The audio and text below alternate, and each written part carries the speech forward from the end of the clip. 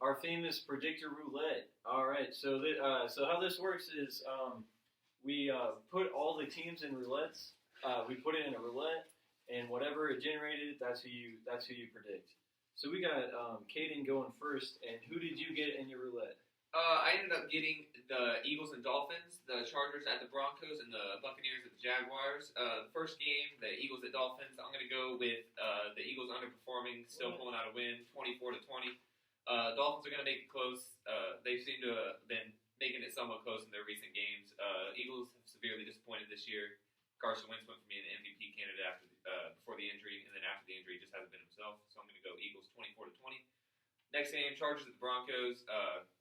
Chargers lost a tough one in Mexico City against the Chiefs. Broncos are somehow still considered a football team. Chargers are going to bounce back in a strong way, 31-13. Count on Philip Rivers not throwing 4 interceptions.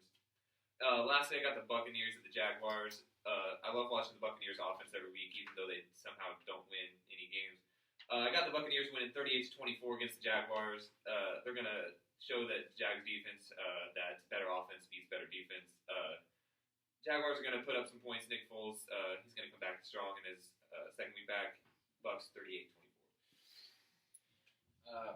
I was generated the Patriots versus Texans, Packers Giants, and Jets Bengals. First off, Patriots Texans. A game that's going to have a whole lot of yards, not a lot of touchdowns. It's going to be a close one, 21-18. Patriots defense going to come through for them again. Packers Giants. Packers in a blowout after having an embarrassing game last week, 35-3. Jets Bengals. Sam Darnold shows up once again, but Andy Dalton getting his starting job back. He's going to come out firing, 24-21 Jets. All right, and I got the Browns and Steelers, Bills and Cowboys, and the Bears and Lions. Starting with Bears and Steelers. You know, who wants to talk about that game? No, what did I say? Browns and Steelers. Who wants to tackle that? People are talking about how guys are going to be acting on the field. You know, these guys are professionals. I don't think there's going to be any kind of retaliation live on TV. Those who were at fault, were penalized for it, removed from the game. Anyway, what I have it coming down to. Do you think Mason Rudolph starts?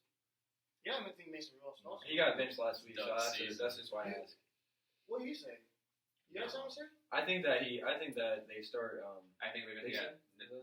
Dixon, third string. They're going to. Yeah, I think they're going to start Dixon. Duck season. You can guess. Most certainly, yeah. Nobody knows, but I was just wondering. No, yeah, definitely. Thank you for that. But, no, I don't know. All I can say is that I think it's going to come down to a 16-17 victory. Then we got the Bills and Cowboys. I think the Cowboys are definitely going to bounce back. Permitted that they don't fire, Coach Garrett. I think they're going to bounce back, take the easy dub over the Bills, 6-14. And then Bears and Lions. I never like to wager on the Lions winning on Thanksgiving Day. That's a fool's bet. Also, the Bears coming off of an easy win against the New York Giants. I think they're going to pull together and pull out a 21-14 victory. You say easy, but last I checked, the Bears and the Giants game was actually really close. No, but I'm saying that they were an easy team to beat is what I'm saying. Not that the game was easy, but they picked up the easy dub is what I meant. All right, on to me. I got the Vikings and Seahawks. And let me tell you, my sources told me that the Seahawks did a lot of partying after that Eagles game. So I'm going to go ahead and go Vikings, 17-14. It's going to be a low-scoring game, maybe rainy in Seattle. We'll see. And I think Dalvin Cook, the Vikings ride Dalvin Cook and Stephon Diggs to that victory. The next one I got is the Titans and Colts. And without a blink of an eye, the Colts are going to win 21, probably 14. 21-14. That's what I got. They have enough. The Colts have enough good players to contain Derrick Henry, and that's pretty much their only weapon on offense. If you can stop Derrick Henry, you win the game. As we've seen so many times, their coach doesn't know what to do. If they don't hand it off to Derrick Henry near as much. The times they do, he goes off. So, and on the Colts side, they're just going to do enough to win. They're not going to have any turnovers. They got a good young roster, and they'll pull out the win there. Last I got the Saints and Falcons, and I tell you what, these are the two bottom feeder dumps of teams. Let me tell you, nobody cares about this game.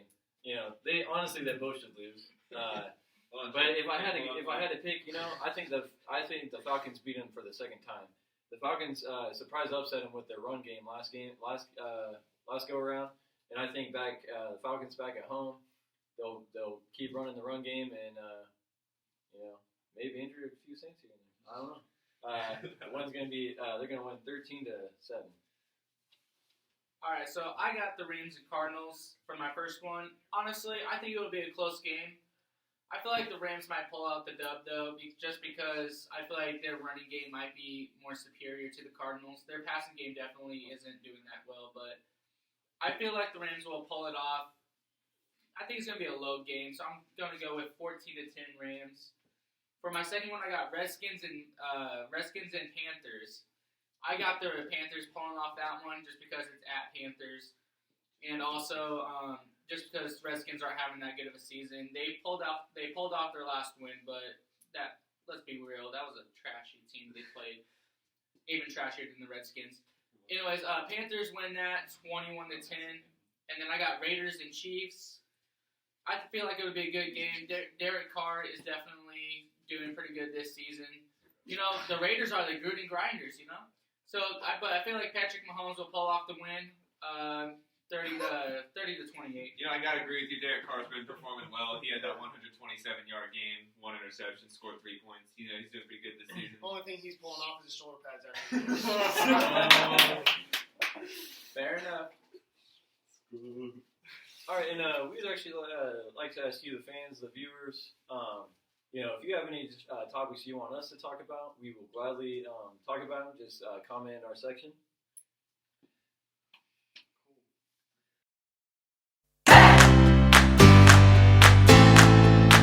Our final segment of the day, we got our top. We'll do a top 3, 5, or 10 list as a topic, and today we got the top 3 favorite basketball players that aren't on your team. Who do you got, Caden? So as much as this first one hurts me to say, I'm a Kansas State college basketball fan, so this pick was hard. I have Andrew Wiggins. The man's so disrespected. He's gotten so much hate the past few years, saying that he hasn't lived up to any expectations. He constantly drops 22 points a game without ever getting noticed, and this year somehow he's getting the same recognition, even though he's not doing anything different. Does that make him your favorite, or just most disrespected? He's my favorite. Okay, that's not on my team. Just wanted to know. Yeah, well, he's tied for my favorite off my team. Second, little bias here, but I got Bradley Beal. A little bit of a recruitment pitch so he can come to Miami in 2021. You know, I think he'd love in South Beach. You know, he's one of the most pure jump shooters in our league. Got to go with him as second favorite player, not on Miami Heat yet. And tied with Wiggins, I got Luka. You know, 20-year-old kid coming up from Europe. He had high expectations, but I'm pretty sure we can all say that he exceeded all of our expectations. He's putting up 45-point triple-doubles. Only the second player ever to do that since LeBron at that age. And he does it every night. And I just think him with Kristaps Porzingis makes him one of the most dynamic players in the NBA. Is that why Dallas sucks? Yes. So basically you're saying is Dallas only has one good player, and that's Luka. No. And Porzingis will come up. He's been recovering off injury. Yeah. I'm talking about like currently. He has Porzingis is playing on Dallas. Okay. My top 3 that aren't on the Thunder. Luka Doncic. Wait, you're saying that Dallas only has one good player, is Luka? Yes, the only good player that Dallas has. Okay, you need to calm They down. don't have any good players. Probably. They didn't make the playoffs last year? Doesn't matter. This year. You're right. And are they making the playoffs? Yeah. They're like 7th seed. Yeah, They're going to lose first round of the Lakers. As far as I'm concerned, 7th seed is the playoffs. Well, You're right. Their best player's a 20-year-old. They're fine. Continue on. Tell us about it. They're fine in 5 years. Probably the most talented 20-year-old we've seen in a long time. Not Lonzo Ball. No, he's probably the most talented 20-year-old in the NBA we've seen. With vision, offensive ability, and honestly size for a guard. He has it all what you would want. Second, I'd go with Joel Embiid. In my opinion, I mean, he may not be the most skilled, but he's the most dominant center in the league. Yeah. Plus, he's got a great personality. I think it's hilarious.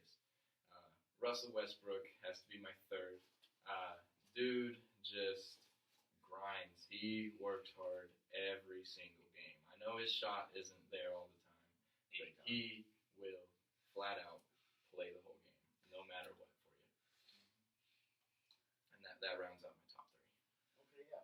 All right, so you might catch on to who the common thread between these guys, but I really want to see Derrick Rose, Jimmy Butler, and Joakim Noah all on the same team. What team does Jimmy Butler play for? Don't ask me. Okay. Don't ask me. It's irrelevant. Okay. It's irrelevant. Don't ask. The Eagles, yeah. No. He plays for the New York Jets. All right. What you got, Christian? All right. Okay. So my top three lists. These are all three of them are pretty young players. I like them a lot, mainly because they all play shooting guard. I like playing shooting guard. They're pretty exciting to watch, honestly. And one I've already mentioned today, my boy Zach LaVine. Pulling up that 49 points. I'm telling you, he's on his way. He's not all the way consistent yet, but he's getting there. And the guy who's a little bit more consistent, but doesn't really go off for 40, anything like that, is Jamal Murray. I really like him on the Nuggets. He's a really good fit with them, and they let him be him. And then Devin Booker, I love this dude's mentality. This dude goes in every game, scores at will, and he does not stop. He just doesn't. And one of my surprise teams again is the Suns. Those are my three favorite teams that aren't on the Lakers or Pelicans. Now my question is: are we talking about building a team with these three guys, or are we saying No, just your favorite. You can only get one. Okay, I was going to say you're Are you building a team with 50-year-olds? But before we go to Ricky, you had a problem with me having Luka as my favorite. Yes. And the Dallas Mavericks not being a playoff contender. True. Yours is that. Yeah, and as I've said, these guys are up and coming. They're pretty young, and your guys young, but these guys are exciting to watch. Luka is just annoying as shit. He's a European asshole. Luka's a class act. Fundamentally great. Luka has the personality of an 8-year-old. He's a sweet guy. He sees himself on the screen and starts smiling. He blushes. That's great. No, that's European. That's a wanker. We're all European. That's a wanker. Yeah. We're all European. That's a wanker. All right, for my top three players, I got LeBron. He's honestly doing really good this season for the Lakers. Wait, Dude, he's averaging 10 points a game. Who's LeBron? LeBron? LeBron? Okay. Anyways, LeBron Bivens? He's on one of the best teams in the league right now, which is the LA Lakers. And then my second one would have to be Kawhi Leonard. Honestly, he's on the bench most of the game. When he went to the Clippers with Paul George, honestly, that was the biggest surprise I'd ever seen. But honestly, Kawhi is maybe on the bench half the time. But What do you like about him so much? Honestly. I like how he managed to pull off the win against the Warriors in the finals, and also I like how I honestly feel like if he actually gets to play a whole lot, he might take the Clippers all the way to the finals. Well, do you think it's okay that he takes games off so he doesn't get tired?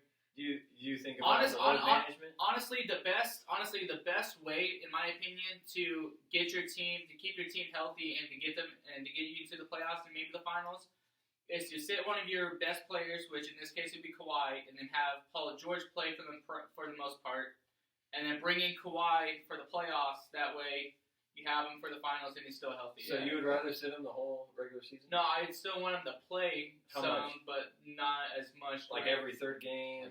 Probably every third game, to where he just that way he still has enough to rack up points, but at the same time he doesn't get injured. Right, definitely. I definitely agree with sitting out some games. if it's not a key game, have somebody sit it out. So let's have the discussion be not. Okay, would you rather have people sit out games and fans come to watch a guy who wants to sit out, or do you want the season to be less games? Let's just say 59.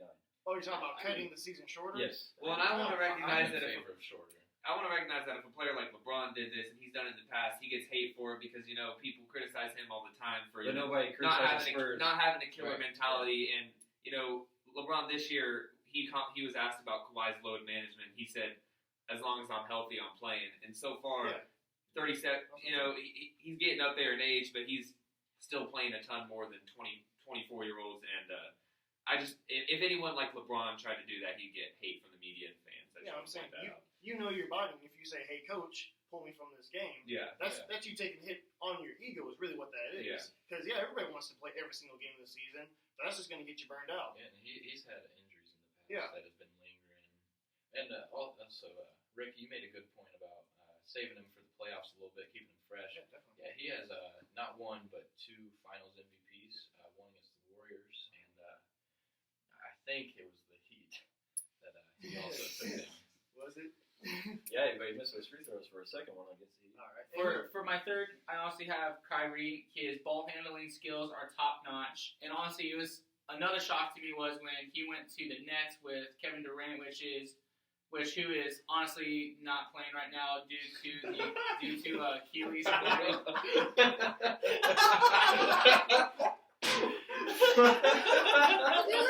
I gotta disagree with you. I think Kevin Durant's doing. I think he's playing. dishonestly playing. Yeah, I gotta disagree with you. I think Kevin Durant's playing great. His support percentage sitting at 73% is the best in the league. He cheers on 73% of the Nets baskets. I think he's doing pretty good. Providing a boost to the morale around the team. Okay. Anyways, back to Kyrie. Honestly, he was doing really good with the Celtics, but I feel like being teamed up with Kevin Durant might. I honestly think with him being with Kevin Durant, he might they might honestly go to the playoffs this season. Yeah. Do you think it's Durant can play? Kyrie's real efficient. Yeah. And that'll wrap it up for Delusional Sports. nice. All right. You can't steal my thing. How did you guys feel about